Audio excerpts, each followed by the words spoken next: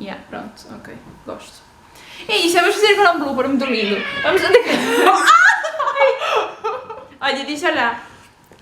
Nós somos bem amigas dos animais. Somos mesmo...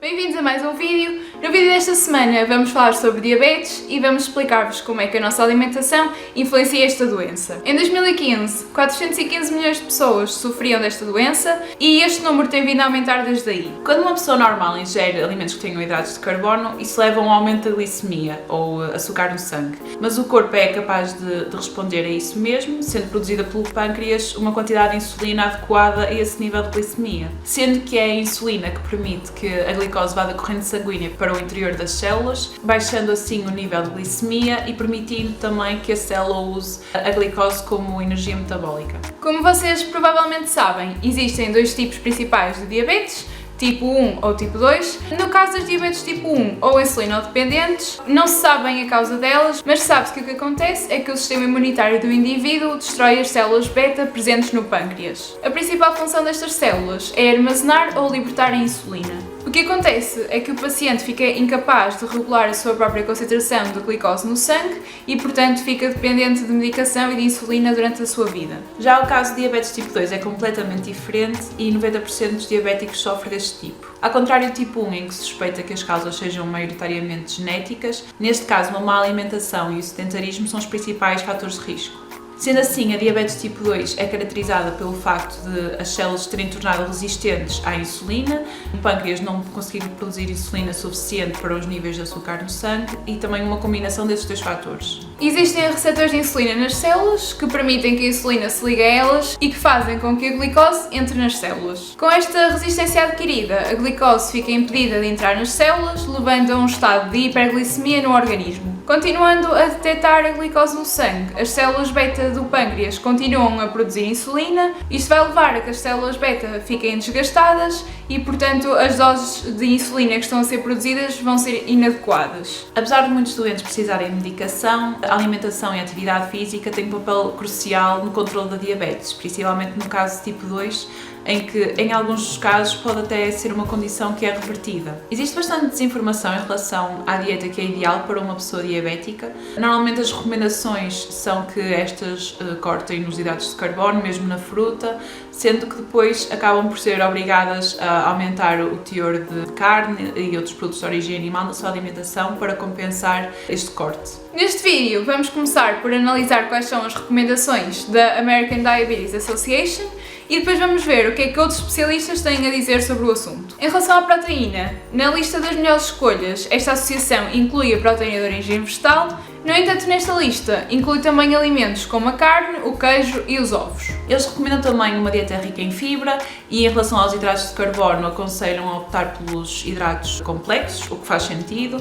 No entanto, principalmente em relação aos starchy vegetables, que são, por exemplo, a batata, o arroz integral, o milho e as ervilhas, dão sempre a ideia que devem ser restringidos da dieta de uma pessoa diabética, dizendo até que deve ocupar apenas 1/4 do prato de uma refeição normal, o que é mesmo muito pouco. Ou seja, recomendam alimentos com baixo índice glicémico, mas pouca referência fazem à influência da gordura ou da proteína na alimentação. Será que estes macronutrientes também não afetam o controle das diabetes? Hoje vamos falar-vos de vários estudos que já foram referidos até pelo Dr. Neil Barnard e pelo Dr. Michael Greger, que provam que a redução e idealmente a exclusão dos produtos de origem animal na alimentação são benéficas para o controle dos níveis glicémicos e, portanto, para prevenir ou tratar as diabetes. A verdade é que a incidência da diabetes é muito mais baixa em pessoas que têm uma alimentação vegan. E as alimentações vegetariana e vegan são também aquelas que têm tendência a incluir uma maior quantidade de hidratos de carbono, contradizendo então aquilo que a American Diabetes Association disse em relação à alimentação. Um estudo publicado pela American Dietetic Association concluiu que uma dieta rica em hidratos de carbono e que inclua mais de 50 gramas de fibra por dia é mais fácil de manter a longo prazo, visto que a fibra ajuda a manter a sensação de saciedade,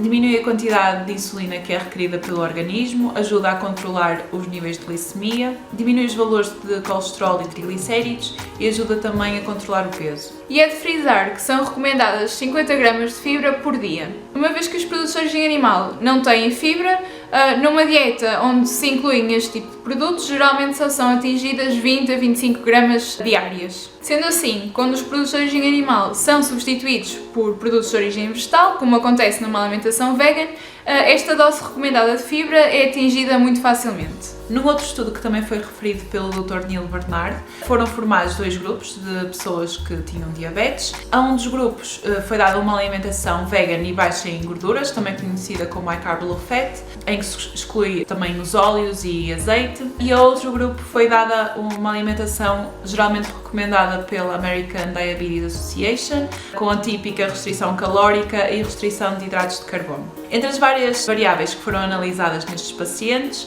a mais importante foi a hemoglobina A1C, que está relacionada com o controle da glicemia e que numa pessoa saudável está abaixo de 7%.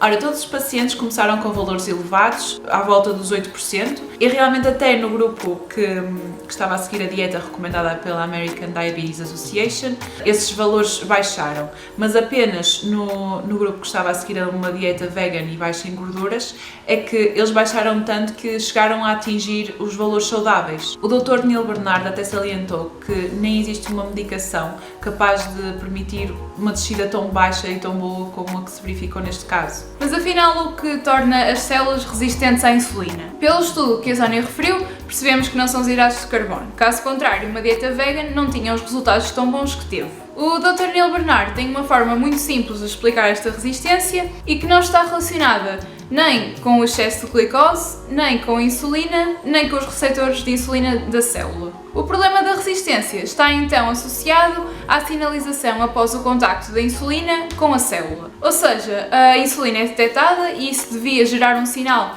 para que a glicose entrasse na célula. O problema é que há um excesso de gordura acumulada na célula e isso faz com que isso não aconteça. E o Dr. Michael Greger explica também este mecanismo de forma semelhante. São então os lípidos intramioscelulares que impedem que a glicose entre de forma adequada nas células, concluindo até que a diabetes é na verdade uma doença relacionada com a toxicidade dos lípidos. Pelo que alimentos com elevado teor em proteína animal e também em gordura, principalmente gordura saturada, como a carne e os laticínios, levam a picos de insulina elevadíssimos, bem maiores do que aqueles que são causados por arroz branco e mesmo frutas com elevados índices glicémicos. Vamos também deixar na descrição o link de um estudo que prova precisamente isso, que esta gordura intracelular não está apenas relacionada com a resistência à insulina, mas é a própria causa. Pelo que ao reduzir a quantidade de lípidos na nossa alimentação, estamos a aumentar a sensibilidade a esta hormona. O Dr. Neil Bernard aconselha até pessoas que sejam diabéticas e que estejam já a tomar medicação, no caso de quererem experimentar uma dieta vegan, para falarem primeiro com os seus médicos, visto como a alimentação vegan por si já ajuda tanto a controlar então os níveis de açúcar, ao continuar com as mesmas doses de medicação, os níveis glicémicos podem ir até para valores demasiado baixos. Desta forma, os doentes poderão, de uma forma controlada pelos seus médicos, claro, controlar os seus diabetes de uma forma natural e então reduzir a quantidade ou até eliminar os medicamentos que tomam. Ou seja, no caso das diabetes tipo 1, a alimentação vegan ajuda bastante e no caso das diabetes tipo 2, a alimentação vegan pode até reverter a doença. Esperamos que tenham gostado do vídeo, não se esqueçam de partilhar e deixar like e subscrever o canal e vemos no próximo. Está fodida. Tipo, não insistas.